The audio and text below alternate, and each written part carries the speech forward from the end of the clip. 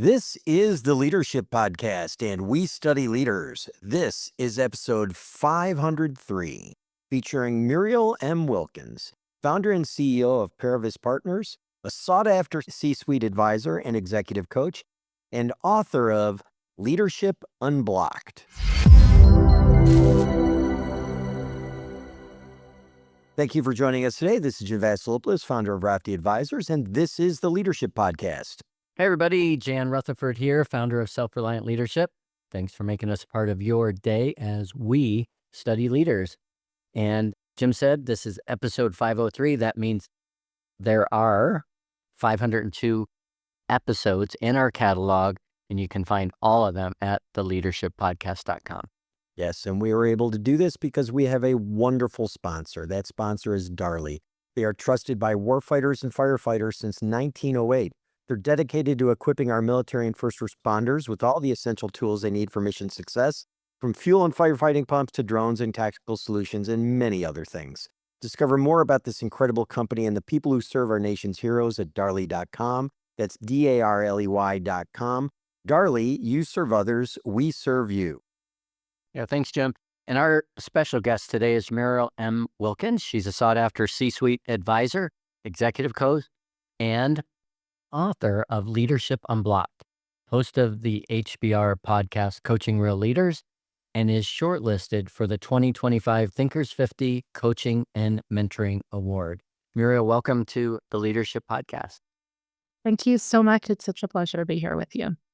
Yeah, and you're down in from Washington, D.C. We got that covered before we started recording, but we always ask what's not in the public bio, what's not out there on LinkedIn or the internet about Muriel. Oh, goodness. I have a hard time remembering what I said yesterday. So it's kind of like, what have I not said? So I'm going to pick something completely brand new that happened today that beyond maybe 5 people nobody knows about, but now you two will. So I just registered for my first ever High Rocks competition. And I'm not sure if you're familiar with it, but I'm not going to call it athletic, but it is athletic event. And so that is something new that is not in my bio, that is completely new that I'm trying and quite frankly, a little nervous about. So we'll see. I'll report back in April, which is when it's going to happen. Wow, that's a big commitment. Yeah. Well, congrats. Yeah. That's awesome. Thank you. Well, we really want to dig into the book. I mean, it's gone really well. We've had, we were just talking about Dan Pink's recommended it, who was a guest on our show a while ago, and others, and it's really getting some traction. And I wanted to really explore the fact that, you write that every leader gets blocked by hidden beliefs. How can leaders tell when they're facing an external challenge versus they're just getting in their own way? Yeah. So in reality, the two always hold true. So they're not mutually exclusive. So it's not a either or. We're always dealing with what's happening contextually. There are always circumstances, people, situations, forces that are out of our control. And we are participants in what's happening. And so this is really about what you bring to any given situation that you're dealing with, whether you're a leader or not, and how are you contributing to that situation in a way that either helps move it forward or, quite frankly, hinders your effectiveness. So when I talk about these hidden blockers or these beliefs, they're not necessarily bad. They're more around, are they hindering you from being as effective as you can be in that moment, or from driving to the outcomes that you desire? So in a sense, it's not really is it others that are causing me to be this way? That's not really the question. Or is it me that's causing me to be this way? It is, what is my contribution to either being able to move forward towards these outcomes, or am I contributing in a way that detracts from it? And let me focus on that, because that is one thing that is in my control in this given moment. Yeah, what you're saying reminds me of Jim Clausen's work from the Darden School of Business, kind of just south of you. And he had an acronym called VABES, VABE, values, assumptions, beliefs, and expectations. I mean, is that kind of where you're going? Because I remember his thinking was, boy, if you know your VABES or you know other people, you really understand, you have more self-awareness, you understand what motivates other people. Is that a lot of what has to do with getting unblocked is really, I think we can laser in on the assumptions part. So what yeah, I'm somebody who tends to kind of thread the needle a lot in terms of really kind of trying to get down. It's what I do with my coaching clients, what I do with myself. Like, let's get really granular around what's going on here, because then we can at least deal with that. And so when I was looking at behaviors or actions that my clients were taking, or even in my own professional, personal life, the question I had is, why weren't they sustainable? Why were people doing certain things, saying, yes, I'm going to try this new, but then not sticking with it? And what I came to understand is that while the action or the outward behavior or the strategy, the tactic might have changed, the belief behind it, the assumption that went in to drive that action and behavior hadn't changed. So it would eventually go back to where it is. It's no different than like a spreadsheet model, right? yeah, Back in the day, that was what my life was consumed with because I was a strategy consultant. And if you were pulling together an economic model or a budget model or a financial model, what you would go back to is, if you weren't getting the results you wanted, you'd have to go back and question the assumptions that went into the model. You didn't go in and rejigger the model itself, right? You have to look at the assumptions. Well, in a sense, it's the same with us. So in the framework that you just shared, my interest and my curiosity, and then the whole thesis of the book was really to kind of dig down on that A piece of babes, which is the assumptions that we carry. And Hmm. are they the assumptions that are going to get us on the other side to the outputs that we want? Or are they going to kind of mess up getting to those outputs and really hinder us from getting there? yep, Yeah, I think this is kind of interesting, these hidden blockers, because Mm, as I kind of look at them, I'm like, they're not really all that hidden. They're pretty common. that's right. And so you've got 7 of them. And I'm just kind of curious, if you could just outline them real quick, Yeah. an idea in my head that's like, I think I know which one is most common, but I'm really curious, like, which one of those 7 is most common in high performing leaders, where I think Yeah. sometimes a high performing leader has a bigger blind spot than anyone else. So, Yes. give us kind of the landscape and then tell us, like, what's the trap for high performing leaders? Yes, sure. And I appreciate that you said, they're very common, and they are, right? That's why I highlighted them. They were the ones that were most common around the research and analysis that I did with over 300 clients that I had worked with. And yet they were hidden because people weren't aware that they were even carrying them. And because they worked so well for them, why even bring them out to the forefront? And so the 7, which by no means, no way am I suggesting that these are the only beliefs that one can carry, but they are the ones that you can start with if you think that maybe something is getting in your way. In no specific order are: I need to be involved. I need it done now. I know I'm right. I can't make a mistake. If I can do it, so can you. I can't say no, and I don't belong here. So as you can see, they're quite simple, right? They sound like just like little things that you would say flippantly, not even noticing the impact of what that means. And they can be inconsequential. The issue is when we apply the same assumption, the same belief across every single situation, or in a context where that particular assumption doesn't really apply anymore or align with the outcomes that you desire or the way that you need to lead for that particular situation or organization, etc. Yeah. So my thought is I was kind of evaluating this list because, I've run into people who've had all these, and so have you. We Yes. all have. But when I think about like high performing leaders, the one that Yep. stood out to me the most was, if I can do it, so can you. Mm. I just Yeah. thought that that one was like, how many times have I had to counsel people? I'm like, are you sure they can really do that? Or have you done enough to teach them how to do that? And Yeah. that's the one that jumped out to me. Am I right? Or is you think there's more? Yeah. So, I know you asked like which one surfaces at the top for high performing leaders. To be honest, they're all equal opportunities. So the folks that I looked at were all high performers. Like none of these folks were remedial cases. They were actually my coaching clients, and I tend to work with people who are highly successful. I think the issue is that their situations had changed. The definition of success at the level at which they were leading really did not, again, align with the way that they were thinking about their role or the way that they needed to behave. Now, what I will say is if you can look at if the question is which of these beliefs might get in the way of particular leadership scenarios, then I can hone in on them. So, for example, a lot of times high performers will get elevated within an organization or within a system. And one of the things that they really have to be able to do pretty quickly is learn how to lead at scale, right? So they moved from, I have somebody who I work with now who moved from being the head of finance for the business unit, and now he's the enterprise CFO. And so that is a huge jump, right? It's not only now being responsible for leading at the enterprise level, but he's now overseeing finance for all 7 of the business units that are part of that company. So he has to be able to scale up. So what is the belief that I see most gets in the way of a leader being able to scale up?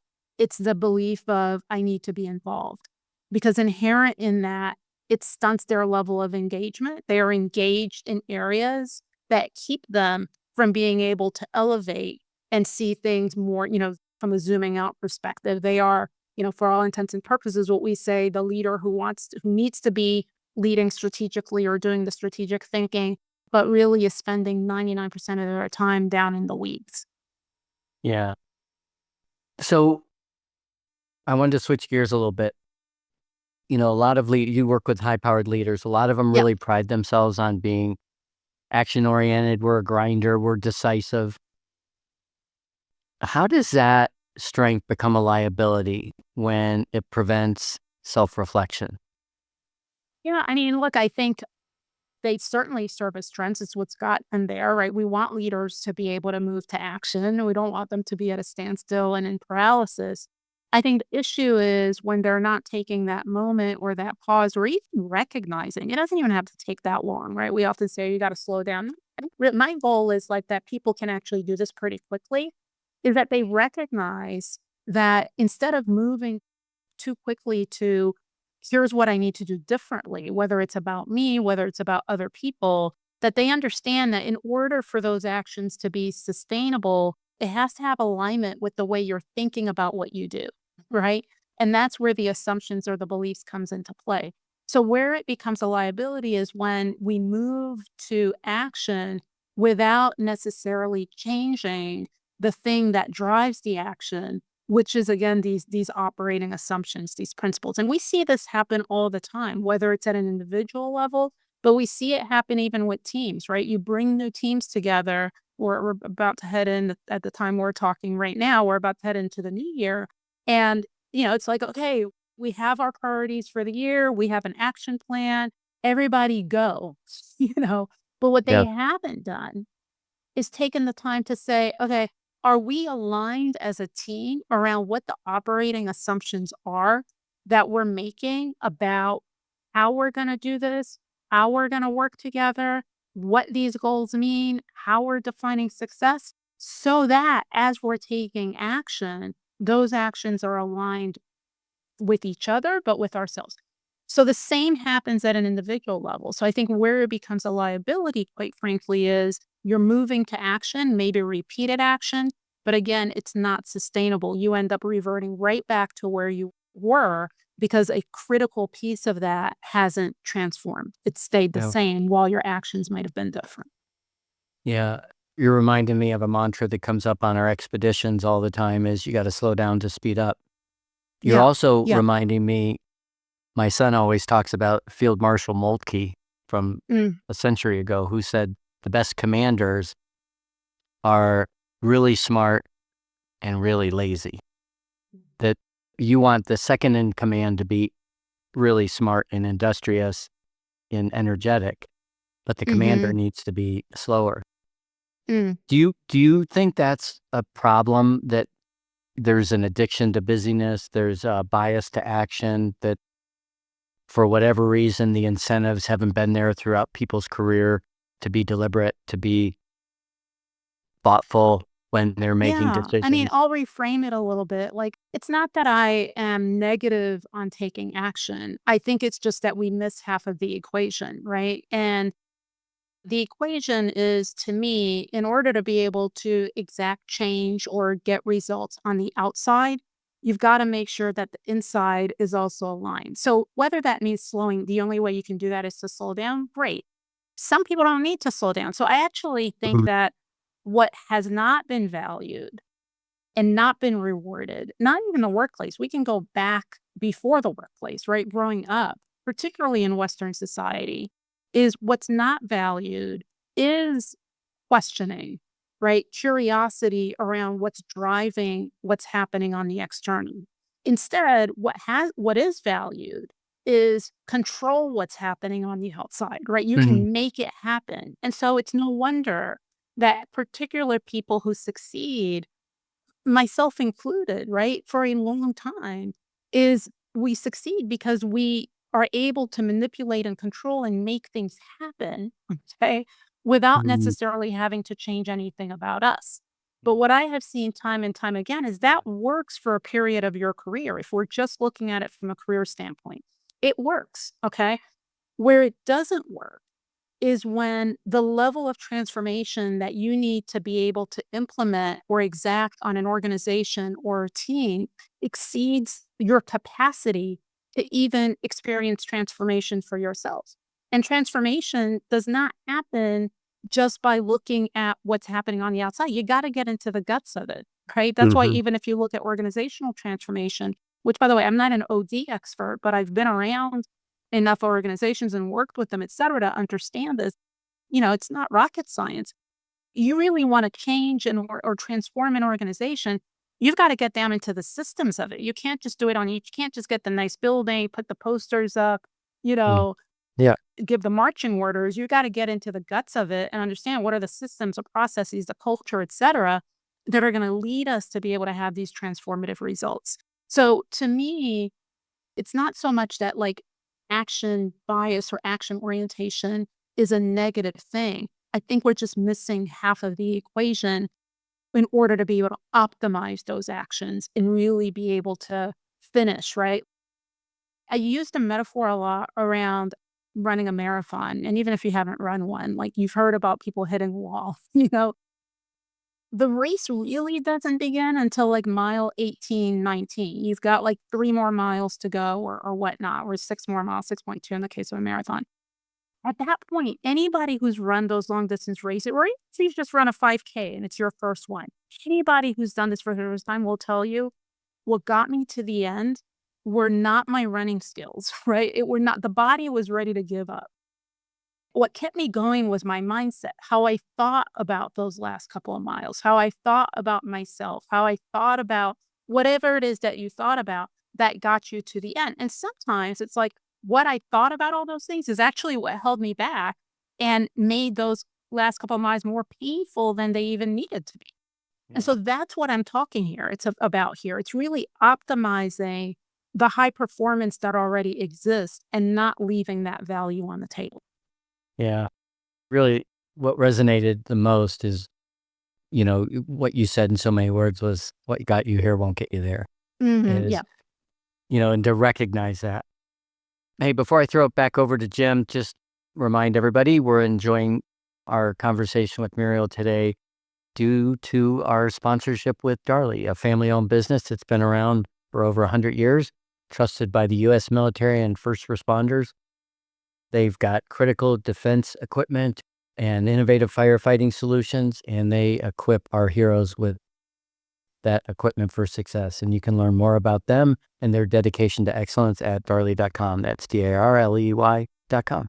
So I'm going to run the risk of alienating some folks with a reference. Hopefully I don't. I think all three of us will get it. Is it a movie reference, Jim? It kind of, yeah. Yeah, it is.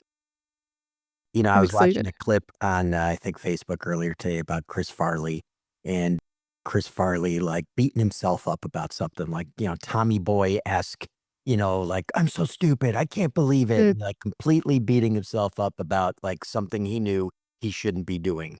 And mhm. so I think with a lot of times when we're aware of our shortcomings, we can really be so self-critical. We can beat ourselves up and, hammer ourselves. What really intrigues me about like what you're studying, what you're talking about is like these hidden beliefs, which Hmm. are things that we're not even sure, we're not even aware of. When we're aware of something, we tend to beat ourselves up.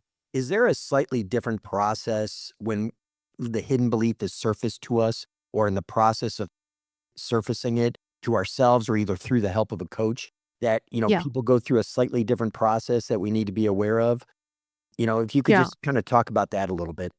Yeah, absolutely. I mean, I do think that, again, particularly those of us who are high performers, we tend to, when we recognize something that maybe was getting in our way, we tend to beat ourselves up about it, right? Like, oh my God, like, why do I do that?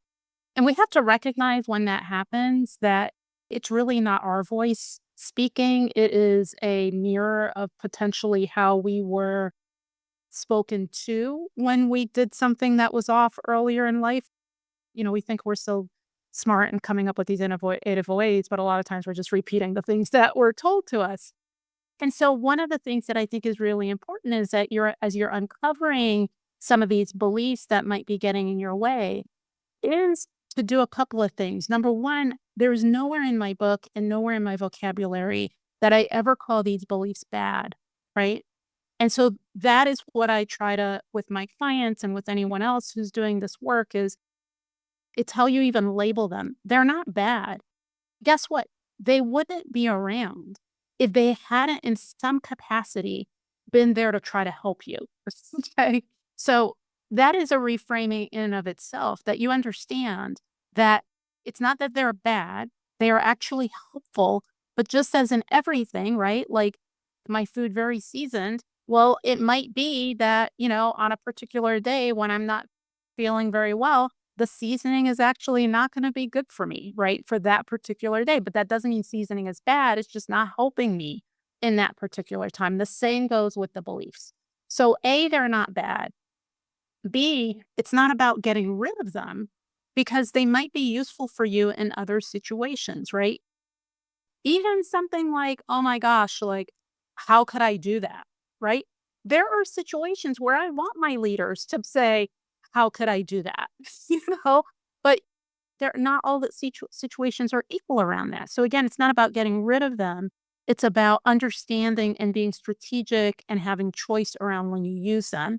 And then third, and I think this is really critical, I think it's understanding that the more that you can recognize them, the more that I actually say cozy up with them, like understand them, the more you're going to be able to recognize when they are showing up at times when they shouldn't be so that you can make that choice. It's just like, you meet somebody, the more you get to know that person or you try to memorize their face and their name and, you know, the more if you were to see them a year from now as they're walking down the sidewalk, you could recognize them. You can decide at that point whether you want to say hello or not, but at least you'll recognize them. And so with that, I think it's more an openness to these beliefs, getting to know them because they are going to resurface. It's not about getting rid of them. And so that is a different way than beating ourselves up around them and just trying to get rid of them and seeing them as the enemy, the sabotagers and all of that. They're not the enemy. They're just not the friend that you want to have at that given moment, right? You have a portfolio of beliefs and you should be able to tap into any of them at any given time. Yeah, I'm kind of curious, and anyone who is watching this on YouTube will not believe what I'm about to say, but they'll be like, we are all of a somewhat similar vintage, and no one will believe that if they're watching this.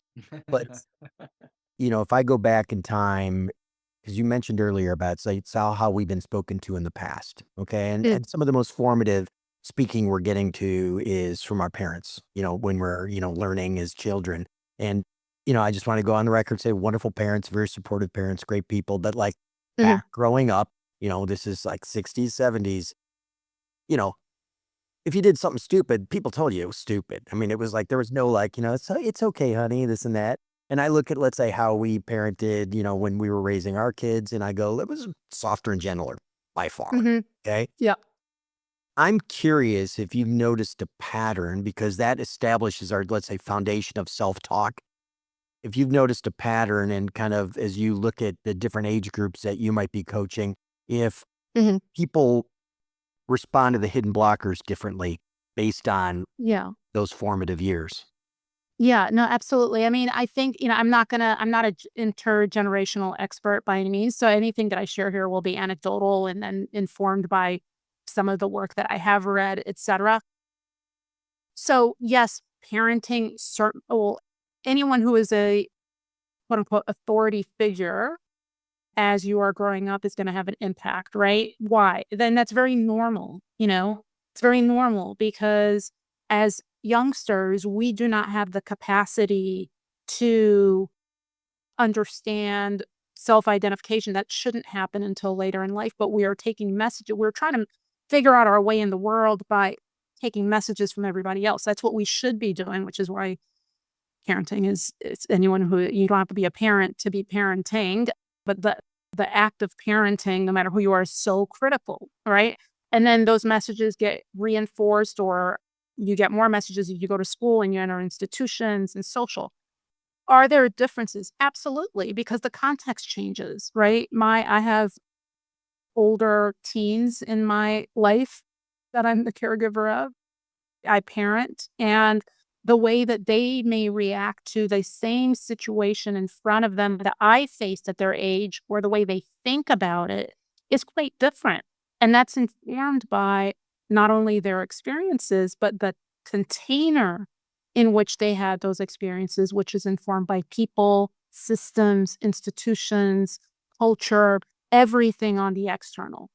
This is key, right? This is key because as a result of that, we pick up these beliefs and we actually think that they are who we are, right? This is why so many times people will say, well, isn't this just my personality? And I'm like, okay, let me just share something with you.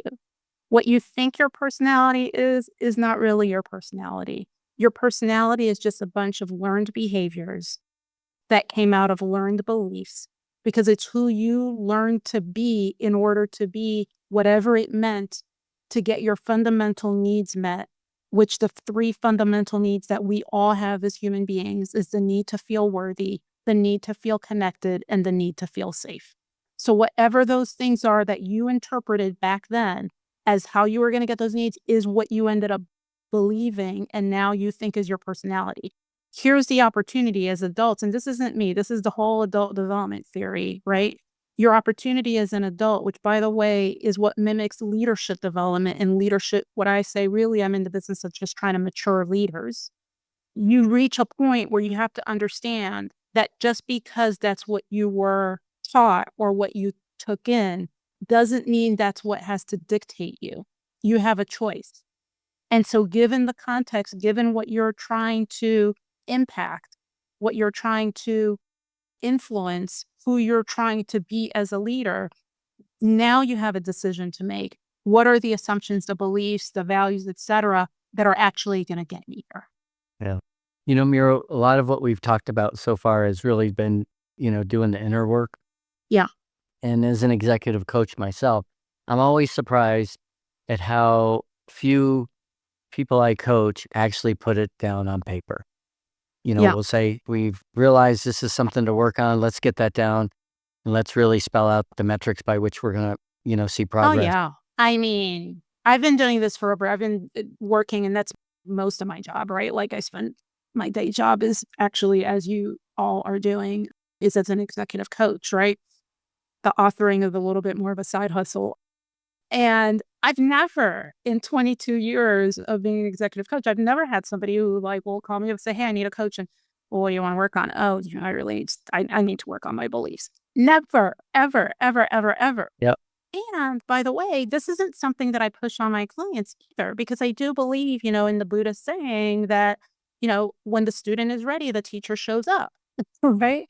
Not the other way around. And so the work that I spell out in the book and everything we've been talking about, it is for everybody. Not everybody might be ready for it. And that's okay. right? That's okay. What I want folks to recognize is if you're at that precipice where you've gotten all the skills, you know how to do all the things, you know, you've taken the action, and yet there's this dissonance you're feeling. You know, there's this extra mile, there's the last 3 miles of the marathon, and you're like, ah, or you're experiencing leadership in a way that's not the way you want to experience it. You're stressed out, you're burned out, you're frustrated, there's unease. What I'm suggesting is, okay, if you want, right, there is another way, right? But you got to be ready and you got to want to do it. And Yeah. this is the way. You know, it almost feels a Well, little like yeah. it's actually quite relevant since you brought up movies. You know, it's a little matrixy, Yeah. right? I like that. Yeah. What's it look like in the middle of real world pressure, expectation? I mean, what's it look like? Because you probably also experienced, oh, yeah, I haven't gotten to it. You know, yeah, I was going to read this article. I was going to listen to this podcast. I was going to, spell this stuff out. I was going to get some feedback from some folks. What's it look like when, these executives are just, grinding? I mean, from my standpoint, like, I'm not a coach that gives a lot of like extra stuff to do, right? Because it happens in the work. But I'll give you an example. I have a client who I was working with earlier this week, and they were like, I don't have time to think. I'm so burned Yeah. out. Mhm. They didn't use the word burned out, but they're like, I don't have time to think. I'm in the thick of it all the time. I have all these meetings, 13 meetings, kept going. And I've known this person for quite some time. Okay. I haven't coached them throughout, but I had experiences of them over the years. And this is a constant place that they end up. And I said to them, you've been here before. Like nothing in what you're saying is surprising me. And my critical question when they're feeling that pressure, and they're blaming everybody else, they were like, my team's not stepping up to the plate. You know, this is happening, this is happening, this is happening. And I'm like, yep, I am sure all those things are there. Guess what? Those things are not going away. They're constant. The challenges are not going away. How you respond to the challenges is what's within your control. And so it's a very simple question that I ask my clients when they get to that place, when they're not putting it down on paper, when they're not doing the thing they said they were going to do. I literally sit back and say, what is it that you want? What do you want? Because if what you want, in the case of this particular client, if what you want is to be able to have 2 hours a week where you can actually do some thinking, some reflective time, we can work towards that. Part of it, though, is it's not about just putting it in your calendar. You've got to rethink about how you're valuing your time, and you've got to rethink about your level of engagement, what you believe needs to be true. So it always goes back to the outcome. And I tell my clients and they know it. I'm like, I'm going to sleep well tonight, no matter what you decide. You know, I'm good. I'm good. This is not about me. No judgment. If you want to keep doing things the way you're doing or feeling the way you're doing, then we don't need to do anything differently. And I've had some clients that we stop working together because they're like, yeah, like, I don't want to change anything. Then great. Like, coaching isn't it? You don't need to be doing any of this. So in the pressure, in the rigidness, what I find is that most times people are either not willing to make the trade-offs, or they're not willing to make the trade-offs that's actually going to get them in alignment. And that's fine. I just want them to be eyes wide open around what the consequences are. And what usually moves people is when they face those consequences time and time and time again. And either they get tired of facing those consequences, or something on the outside gets tired of those consequences. It's one of those two things. So again, I tell my clients, you choose. Do you want to make the change before something else forces you to do it? Or you want to just wait? I'm good either way. I'm good either way. Hmm. But it's going to happen. It's kind of like, I hate to say this, but it's like, do you want to be, I've been through it, right? Like when the choice was, do you want to wait or do you want to be induced? Either way, it's going to happen. Right. So, it's a similar thing. And I think as coaches in particular, and it doesn't have to be an executive coach, even as you're mentoring somebody or developing someone, the ability to just stay neutral in that and not be tied to their outcomes actually really helps them in terms of going in it and seeing it as neutral as possible for themselves as well. Yeah. They I'm interested in, let's say, as you realize like these hidden blocking agents Mhm. that people kind of need to struggle through. For you to come to that realization, was it an epiphany? Was it a process that you went through, kind of going through your own hidden blockers Mhm. to kind Mhm. of realize how this applied to the work you do with your clients? Is there a story behind how this all came to pass? I'm interested in that, the origin story. I love that, right? Like, I don't think I can pinpoint to, like, this is the day that I had the epiphany. I think it's been a story in the making for a very long time, but it took me a long time to actually be like, "Oh, that's it," right? And for part of what I love about our profession is that depending how you the posture with which you hold it, it gives you an opportunity to be helpful to others. And like any relationship that you're in, whether it's coaching or otherwise, like this is to me what the whole point of any relationship is.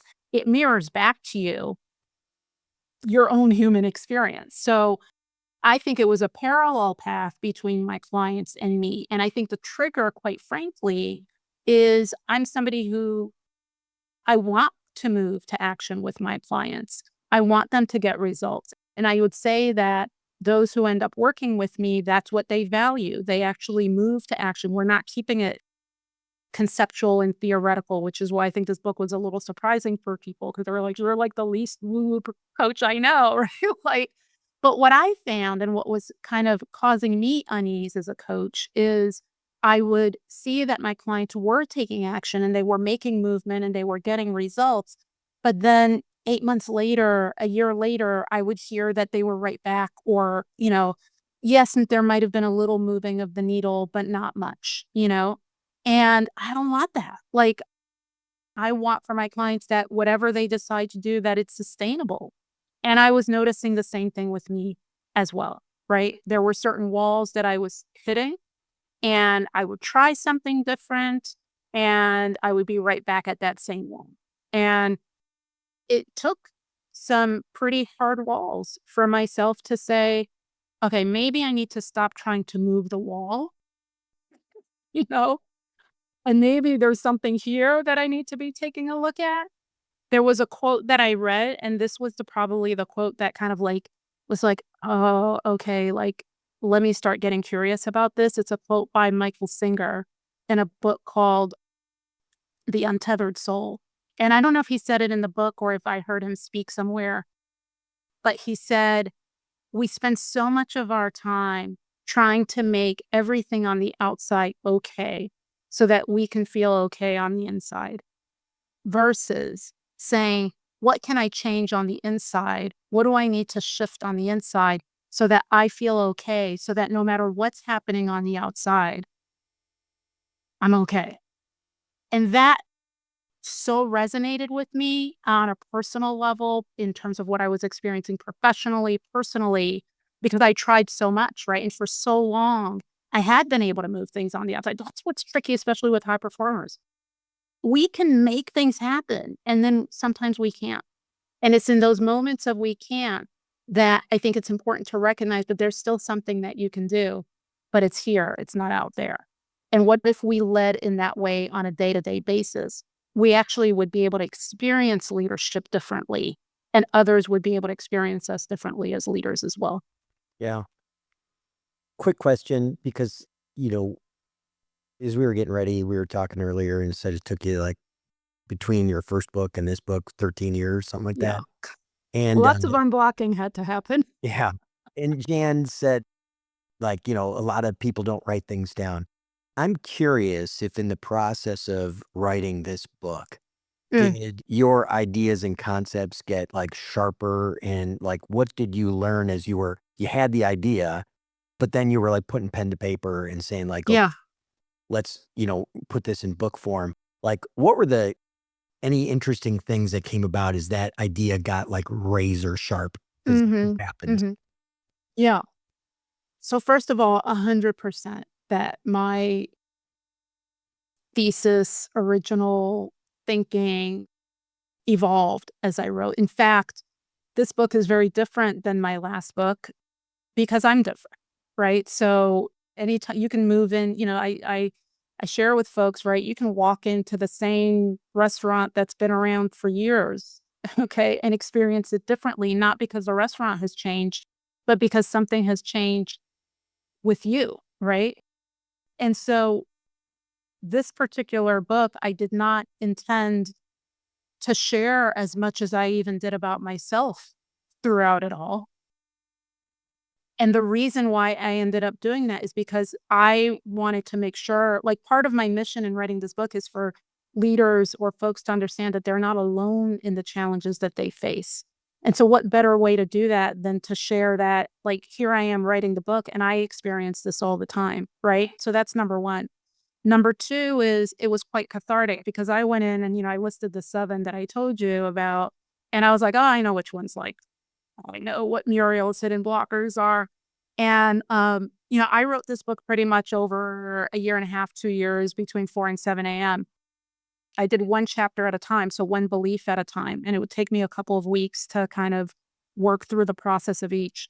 And I would get to the end of a chapter of one of the beliefs and I would, be like, and I'd be like, oh, damn it. I have this one too. And so that evolved for me too, because I think initially I thought, yes, we're going to be able to hang our hat on one or two.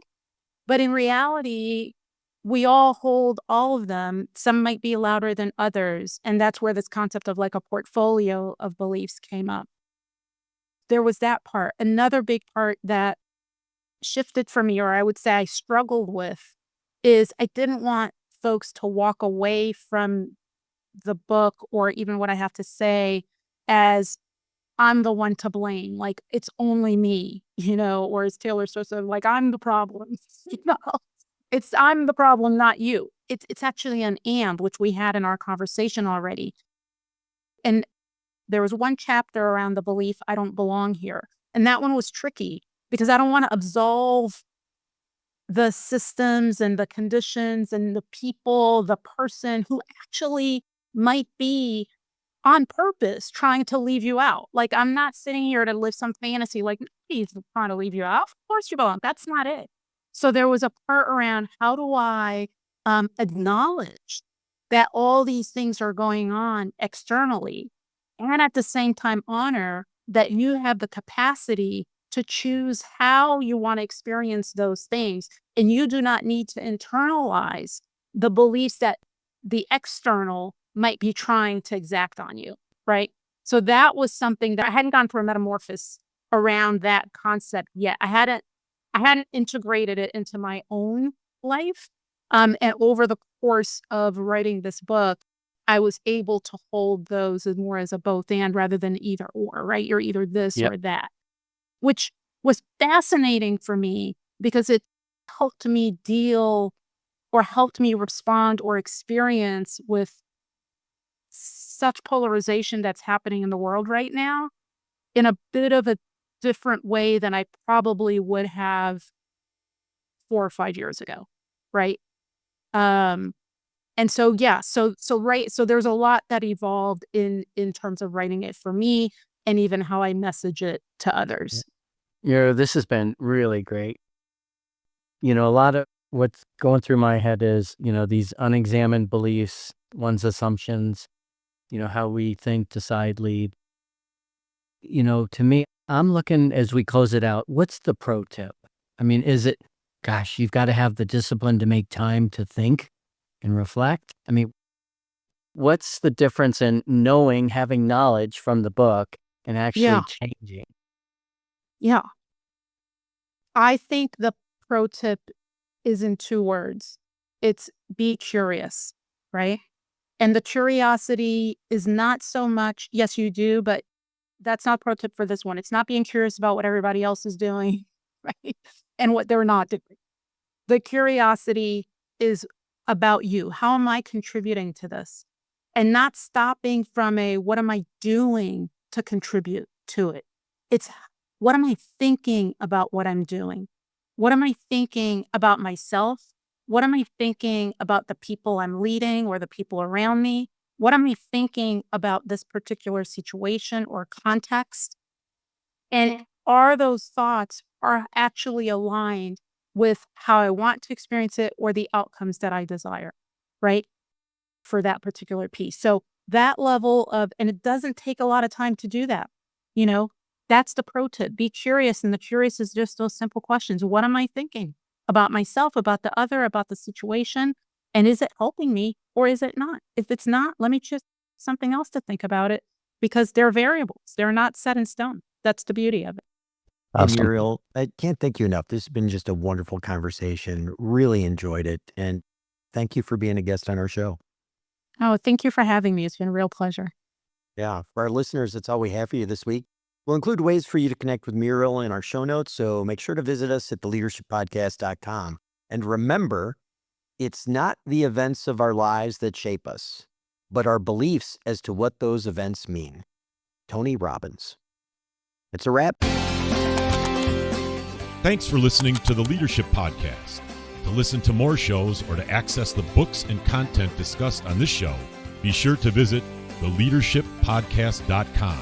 The material in this podcast is copyright by Rofke Advisors and Self-Reliant Leadership and must have written approval before commercial application.